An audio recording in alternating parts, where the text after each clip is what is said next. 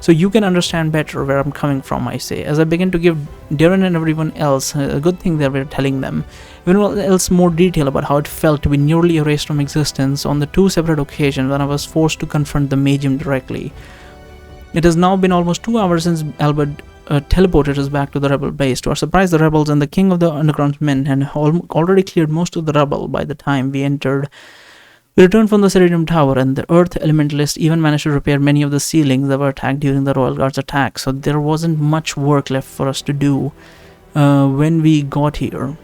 After we informed everyone of the King of the Island's death, we tried to help out the civilians who were harmed during the battle as best as we could.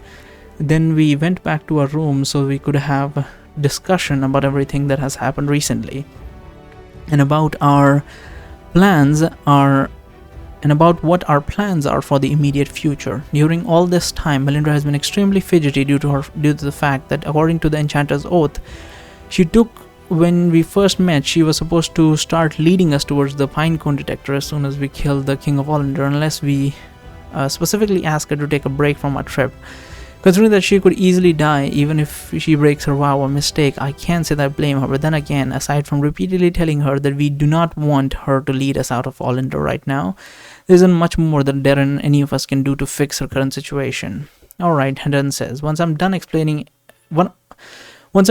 giving them a detailed examination of my previous encounter with the Magium. Alright, Darren repeats himself. Trying hard to keep his composure, he is attempting to make sense of the seemingly impossible and contradictory information that just given him. So what you're saying is that it's not just our memories, but the very notion of those 2 fingers got completely wiped from our universe. And the only way you can retain your memories of such thing is that you have Lasethi blood running through your veins because of your natural affinity to the Magium. Just to be clear, out of the people in this room, this description applies to Barry, Layla, Dr. Reitzik, and Melinda, right? Yes, we've been over this before. Melinda says, the 4 of us remember the contact had 5 fingers on his left hand, while the rest of you don't. Can we leave the city now? I feel the oath is making it harder for me to breathe with every extra minute we spend here. Darren says, Melinda, for the last time, it is not possible for the oath to try to kill you before giving us both a warning beforehand. It's not the Enchanter's oath that's causing you to have breathing problems. Is the fact that you're panicking too much. Try to take a deep breath, to relax a little. You told us that it's going to take several days to reach your friends with the Pinecone detector, so it's not like we will be able to just do one long sprint until we get there. We're still going to have to take breaks on the way. Are you planning to have a panic attack like this everywhere we need to get some water from a river or go to sleep? I didn't say that, Melinda says. I'm just saying that we shouldn't spend any more time in this accursed city than is absolutely necessary. The king is already dead, so what other business do we have here? I'm not leaving this room until I get a decent understanding of these crystals started behaving like this all of a sudden, and how this is going to affect us moving forward. Darren says, Barry and Layla told us how Aiden was warning the king of dire consequences of something of the sort for disturbing the crystals with his explosions. Arka, do you have any idea what he could have meant? Why are you asking me? Arka says. Do I look like some sort of expert on crystals or something? Yes, Darren says a little too loudly. If not you, then who else? You're the one who told us what the crystals are made of, aren't you? The only practical use for these crystals, as far as I know, is to help sustain very complex modifications to the auras of objects when building magical devices, Araka says. Oh, wait. So that is possible then our stat device also has one of these crystals inside it. Huh. Possibly. Araka says, since I'm neither a gnome or a Lasethi, I couldn't have any less interest in tinkering with devices. Therefore, my knowledge of these crystals and what they're capable of is extremely limited. I've already told you most of what I know on this particular subject. On the subject of crystals, you mean, Darren says, frowning slightly. On the subject of Magium itself, you still remain as vague as ever. Do you really think I'm going to risk getting erased from existence just to satisfy your curiosity? Araka says. You should even need to ask me this question, because you should already have a pretty good idea what its true nature is with the information that is available to you, especially after Barry and Layla's last encounter with it. Besides, it's not like I know everything there is to know about Magium either. Up until recently, I was under the impression that the Magium is a generally passive entity, hardly worthy of even being considered as a threat, but these latest events are forcing me to consider maybe it can become a much more active force that I previously assumed to be possible. I would need a lot more time to study it in order to reach a satisfactory conclusion. It's not like I'm going to make much progress on that front, but I'm stuck in this amulet. Well, Dylan says, looking slightly taken aback by Araka's answer. If even Araka admits to having some trouble making sense of all this, I'm not sure how much we'll be able to figure out on our own. But I suppose it's true that we do have a general idea now what the Magium is, or at least what it's capable of. We know that it can erase things, people from existence. We know that a mere fraction of its will is able to unmake an entire universe without much effort. So its power is pretty much limitless. However, we also know that it can be tricked, since both Araka and the God of Fate were able to escape from it using a suggestion spell. What? Araka says, no, of course we didn't use a suggestion spell on the Magium. What, are you nuts? I'm pretty sure that's what you told Barry you did when you were attacked by Magium during the God of Time's ritual, Darren says. Am I remembering things wrong? What I told Barry, Araka says, is that if he really wanted to make a comparison, then what I used was more similar to a ridiculously complicated suggestion spell than to an illusion spell. Obviously, it wasn't a spell in the true sense of the word. How could something as simple as magic possibly work against an entity capable of unmaking entire worlds at a moment's notice? Okay, so if it wasn't magic, then what did you use, then Darren asks. How do you expect me to explain it to you when you don't even have the basics, she pauses.